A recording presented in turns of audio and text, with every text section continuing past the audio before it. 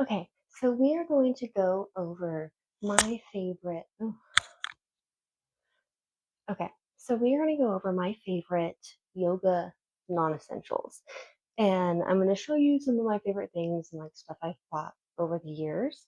I'm going to show you alternatives, so you don't have to go buy them because they're really not necessary. And starting off strong, yoga blocks.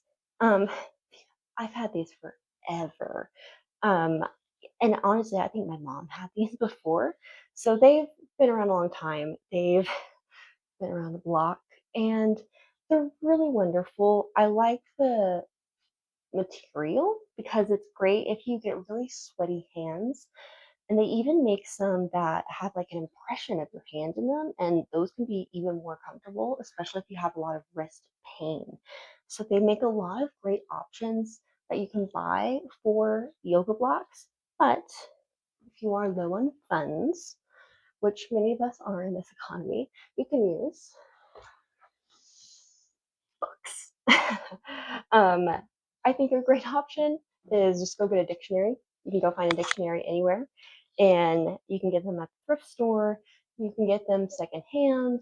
You can even, borrow a book from the library and then return it clean if you really, need something. So I have two dictionaries here, and you can see they're basically the same size. Like it's a little thinner, but that's honestly they're kind of even better in a way because you can tailor it more to yourself. Um, you can get a leather book and it's got just as good of a grip on it. So it's up to you. You can use this. It's soft, it's nice. Or if you really want it, you can stack them.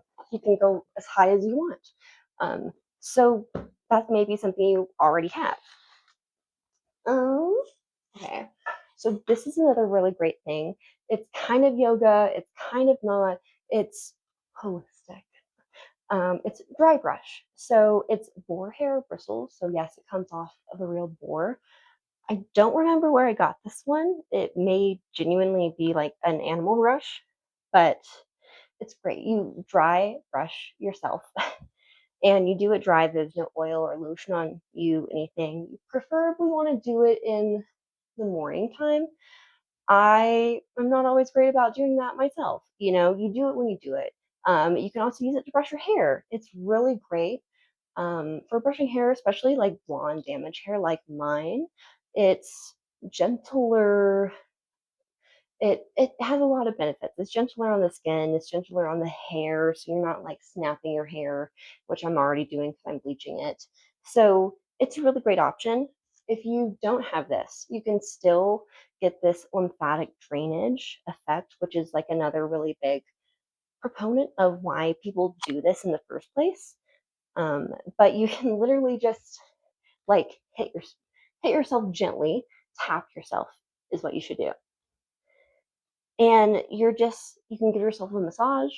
You can do a lot of different things. When you see people like doing this or like swinging around, and I'll show you another one. I'll just insert here, but you can like stand up and drop your heels, and it's just literally getting your blood flowing. So if you're in the hospital, they make you stand up and walk around.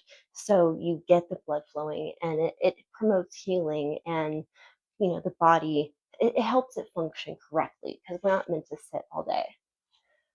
A yoga strap, something very common people recommend. You can use a belt. You can use a towel. Take the towel out, roll up, and a yoga belt. You can put it on your feet. You can pull limbs closer. It's really great. You can take it behind you. I like to do this. So I like pull it around and put my elbow down and then I stretch out my arm. Oh, this one new stretch I found was so cool. You take something behind you and your hands can be either way, whatever's comfortable. And you pull your arms back a little bit and then just pull to the side. So nice. I love it. So you don't need a yoga belt. You don't need to buy anything to do that. You can use a t-shirt. You can use anything. You can put two t-shirts together. It's about what works for you. Okay, this is something I would splurge on. This is something I bought when I was dancing professionally, and it's called the stick. It's called the stick, and it's like a kind of flexible tube. And these are like little beads, and they roll, and it's great. And you can massage. You can massage yourself. It's really really nice. Um, don't go behind your neck, or you will snag your hair.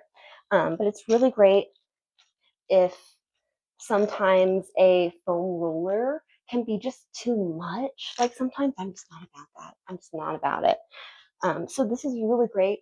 I have no idea how much this is. So again, it's not necessary. There's so many great self-massage technique and videos out there that genuinely can sometimes do more than this because you are using your real hands and you're feeling where like knots are in your body and you're kind of losing some of that proprioception, like sense and touch when you use an external device. So pros and cons again.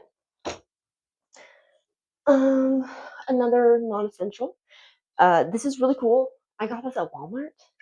You like put it behind and you find like a knot, which I am prone to, and you just pull. You just pull and you just like let it sit there for 20 seconds. Wonderful. Especially if you don't have people around. Conversely, a tennis ball does the exact same thing.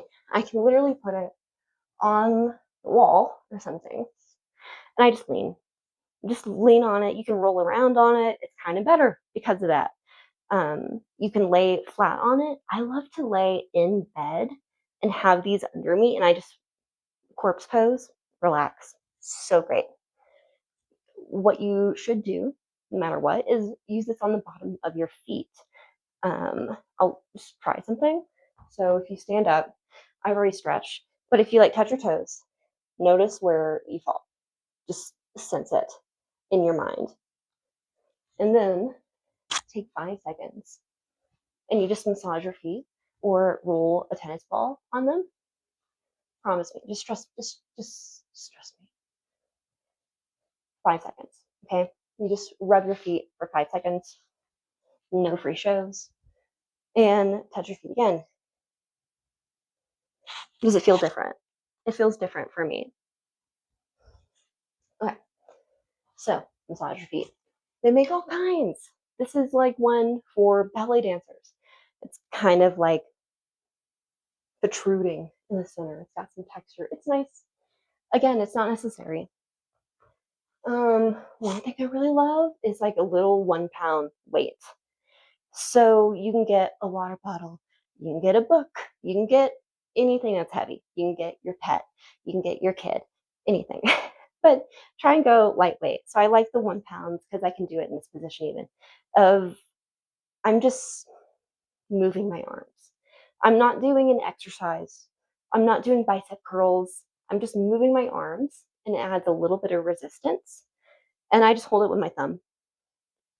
It's kind of like a wrist weight in a way. And oh, this is great. Pool noodle cut in half. I also stole from my mother. This is great. You put it on a chair. If you're in a chair, put it behind your back. Opens your chest up. Wonderful. You can lay on the ground, open your chest up. Lay in bed, open your chest up. And because it's small and flexible and very, very cheap, you can get these at the dollar store. You may have one in your garage right now. Literally kind of a lifesaver. It's and literally a lifesaver. So try it. Like out of all of this, like the pool noodle for like $5 can do so much.